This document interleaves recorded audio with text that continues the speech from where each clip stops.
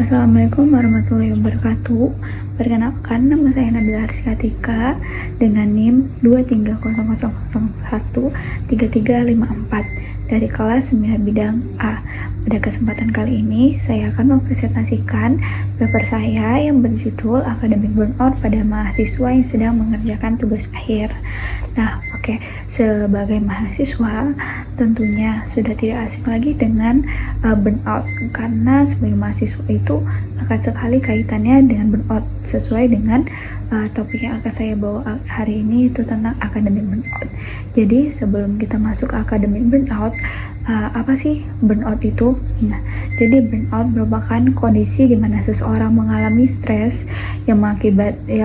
yang menyebabkan seseorang itu merasakan kelelahan baik secara fisik, mental, maupun emosional. Nah, sedangkan academic burnout itu didefinisikan sebagai kondisi kelelahan emosional, sikap sinis terhadap tugas akademik, serta perasaan tidak kompeten yang muncul akibat tuntutan akademik yang berkepanjangan. Nah, pada topik kali ini kan saya membawa academic burnout pada mahasiswa semester akhir yang sedang mengerjakan skripsi.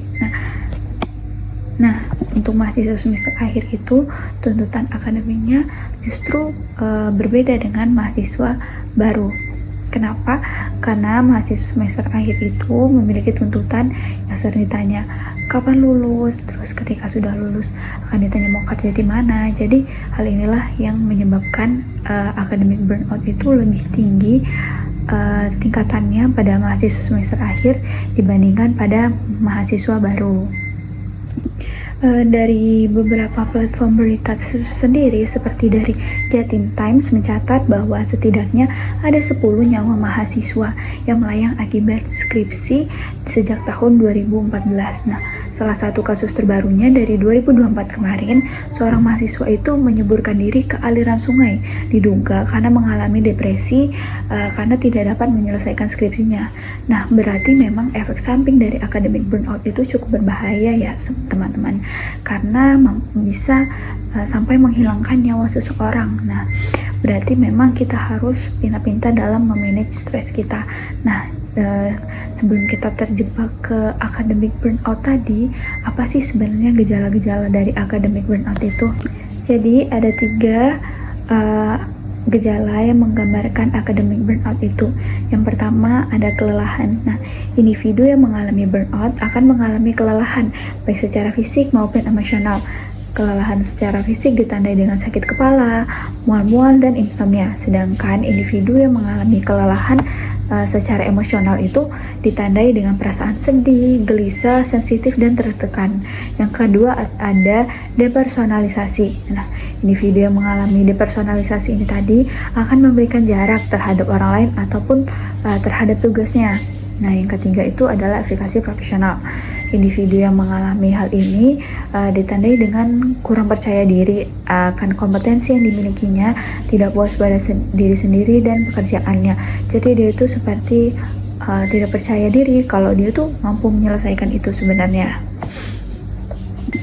Nah, karena saya sendiri ada di lingkungan yang cukup banyak mahasiswa yang sedang mengerjakan tugas akhir ini tadi, saya melihat ada banyak teman-teman saya yang mengalami academic burnout ini. Makanya saya memilih tema artikel paper saya ini, academic burnout pada mahasiswa yang sedang mengerjakan tugas akhir. Yang saya lihat dari mereka itu, mereka cenderung membatasi diri mereka dengan skripsinya tadi. Mereka lebih memilih mengerjakan hal lain daripada mengerjakan skripsinya ini tadi. Dan ada juga mereka yang mulai merasa hopeless dengan skripsinya, dengan pertanyaan-pertanyaan dari keluarganya, kapan lulus, kapan sidang, dan kapan skripsi. Nah, dan academic burnout ini tadi memiliki berbagai dampak negatif secara psikologis, fisiologis, maupun sosial. Nah, dari sisi psikologisnya dulu nih. Nah, kondisi ini berpotensi memicu gangguan emosional seperti depresi dan kecemasan. Nah, emang dari academic burnout ini memiliki dampak yang berbahaya. Contohnya tadi ada kasus yang menyemburkan diri akibat tidak dapat menyelesaikan skripsinya. Nah, itu merupakan dampak psikologis dari academic burnout. Nah, secara fisiologis, akademik burnout dapat menurunkan kualitas tidur, bisa menimbulkan gangguan tidur, serta rasa lelah berkepanjangan yang akhirnya berdampak terhadap kurangnya kepuasan hidup dan kesejahteraan individu. Nah, jadi memang orang yang mengalami akademik burnout itu cenderung mengalami gangguan ya pada pola tidurnya.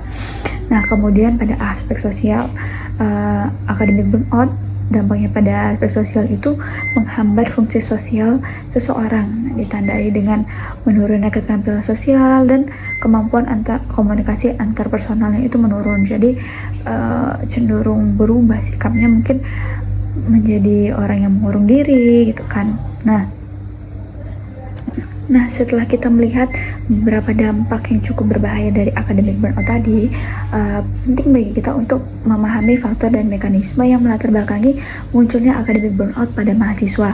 Nah, jadi saya akan menjelaskan mungkin sedikit lebih rinci dari awalnya bahwa akademik burnout itu memiliki dua faktor. Ya, yang pertama ada faktor internal seperti efikasi diri yang rendah, tingginya kecemasan, perfeksionis, dan manajemen waktu yang kurang baik. Nah, orang-orang yang mengalami akademik burnout ini mungkin awalnya itu mereka mengalami prokrastinasi. Nah, karena mereka kurang memiliki manajemen waktu yang kurang baik, cenderung menunda-nunda, akhirnya pekerjaan tersebut menjadi menumpuk dan akhirnya malas dan akhirnya berdampak ke banyak hal. Nah, kemudian ada juga dari faktor eksternal. Faktor eksternal itu seperti kurangnya dukungan sosial, tekanan akademik, permasalahan keluarga, dan lingkungan belajar yang kurang efektif.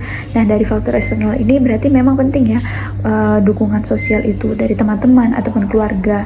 Nah, karena kan cenderung ketika sudah semester akhir itu keluarga cenderung malah menanyakan kapan lulus, bukan malah menjadi seperti sistem dalam mengerjakan tugas akhir ini. Nah, jadi dari faktor-faktor itu tadi ada juga nih penelitian yang menyimpulkan bahwa dukungan teman sebaya itu penting loh dalam mempengaruhi terhadap tingkat akademik burnout pada mahasiswa, khususnya dalam bentuk information support dan self-esteem support. Nah, kedua bentuk dukungan tersebut terbukti secara signifikan mampu menurunkan tingkat burnout, yang menunjukkan pentingnya kehadiran lingkungan sosial yang suportif secara emosional dan informatif dalam konteks pendidikan tinggi.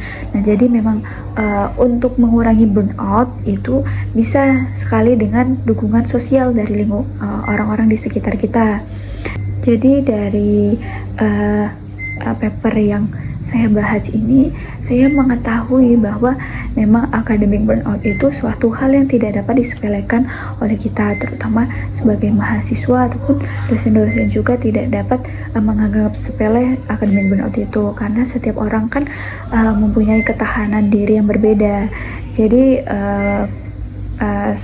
saya sebagai mahasiswa yang sebentar lagi akan menemui semester akhir ini menyarankan kepada semua teman-teman untuk selalu aware dengan kesehatan mental kita juga, untuk selalu peduli dengan kondisi kita, dan jangan memaksakan sesuatu yang emang di luar kemampuan kita, tapi kita harus tetap berusaha dan jangan menunda-nunda apa yang harusnya kita kerjakan supaya tidak menumpuk dan akhirnya menjadi burnout. Oke, mungkin itu saja yang dapat saya sampaikan pada kesempatan kali ini. Saya mohon maaf jika ada kekurangan. Wassalamualaikum warahmatullahi wabarakatuh.